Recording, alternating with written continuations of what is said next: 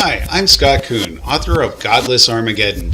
Today I'll talk about redundancies, both good and bad. The number one rule in creative writing is always think of your reader. You are handing them a string of symbols that must be converted into a world that exists only in their head.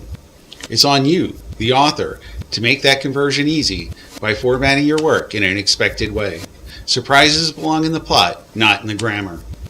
So, let me share some creative writing grammar rules for redundancies, both good and bad. Got a word you know you use too much, but you don't want to give it up entirely? I offer you my 4 chapters once a short rule. The rule is that you can only use that word once every 4 chapters in your novel, or once a short story. It forces you to only use the word when you really need it, without taking it away entirely. Also, it forces you to find creative ways to write around using that word. So if you have a word that you know you use too much, implement this rule. Once every 4 chapters, once a short story. For me, my first word was suddenly, so that's one that I keep an eye out for, and I've added others since then. Punctuation can also be a redundant sore thumb sticking up out of your writing, distracting readers from the story you're trying to tell. Exclamation points, long dashes, colons, semicolons should be used sparingly. If you scan the page and it's covered in exclamation points, the volume diminishes each one. Even in a shouting match, you should reserve the exclamation points for the loudest, angriest dialogue. Too many colons will look like a business paper, and too many long dashes makes me wonder if your keyboard came with a comma key. Remember to vary your sentences and paragraph structure and length. Also, avoid starting adjacent paragraphs the same way. If 2 paragraphs in a row starts with he, change it. It's boring. It can be changed, so just change it. If you are writing a first-person point of view story, you will use I a lot. It's unavoidable. Whenever possible, don't.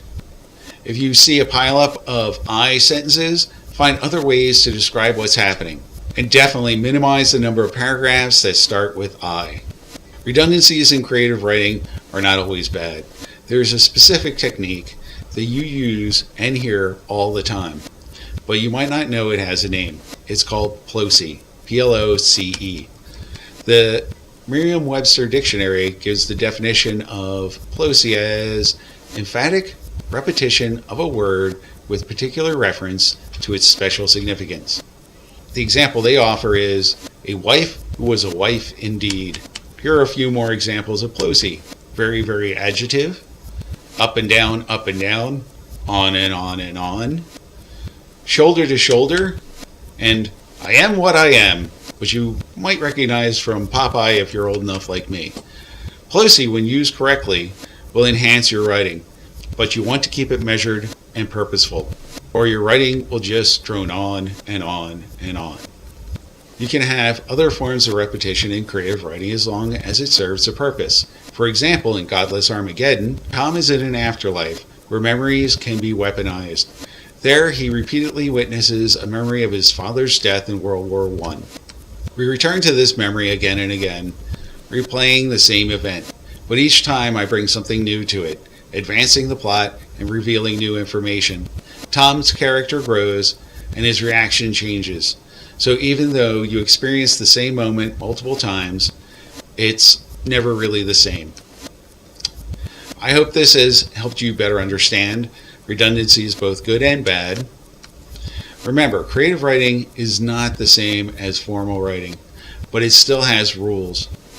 And the number one rule is work with your readers, not against them. Remember, you're trying to convey complex ideas to someone using squiggles on a page. That's hard enough. Don't make it harder, make it easier, and save the surprises for the plot twists. I hope you find this video helpful. Look for my novel Godless Armageddon wherever books are sold, and thank you very much.